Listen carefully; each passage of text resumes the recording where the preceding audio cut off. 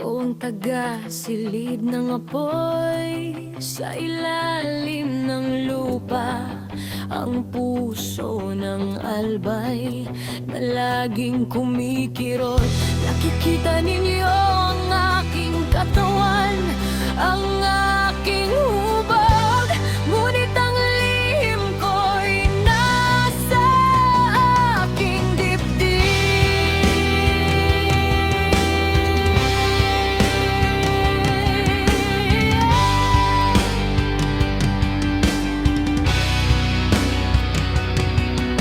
Ako'y hindi birheng, maganda at mahinhin. Ako'y isang higante, naghihintay ng sandali.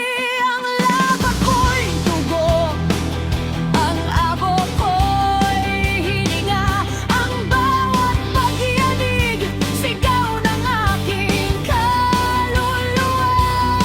Kay tagal kong natulog, pinigil ang aking init.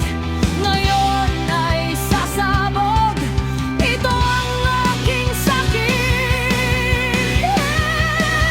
Hanggang bako'y ato ang bato.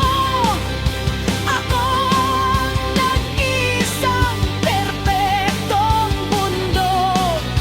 Ako ang lilikha at ako ang sisira. Ang awit ko'y dagundong, ang sayaw ko'y siguro.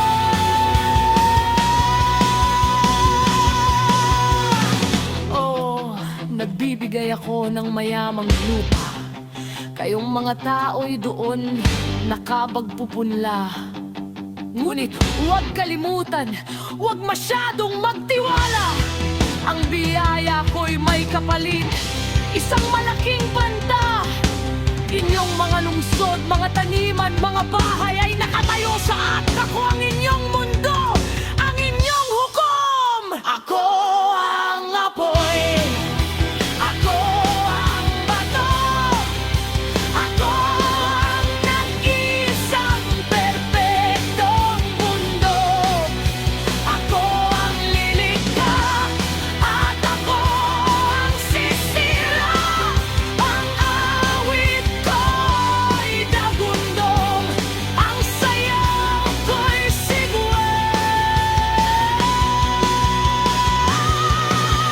maririnig ko ang inyong mga awit, ang inyong paghanga sa aking ubog na tila bagang ginuhit ng kamay ng Diyos.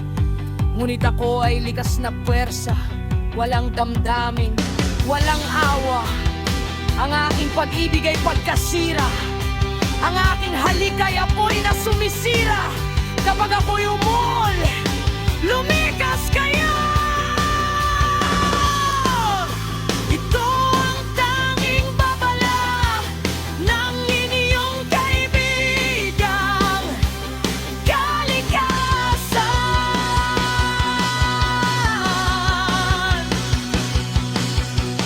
At pagkatapos kong magalit, pagkatapos kong sumabog, muli akong mananahimik, magpapaganda sa silangan, mag-iwan ng bagong lupa, sariwa at mapunga.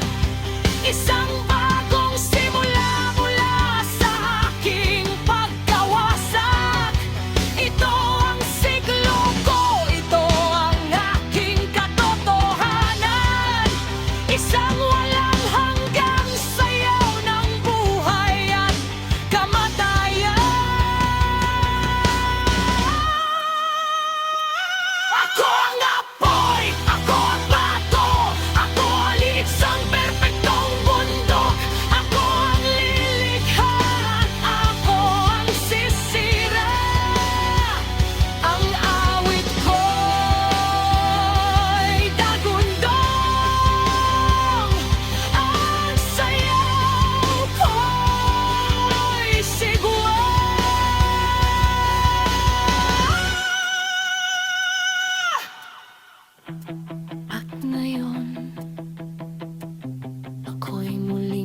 naghihintay, humihinga,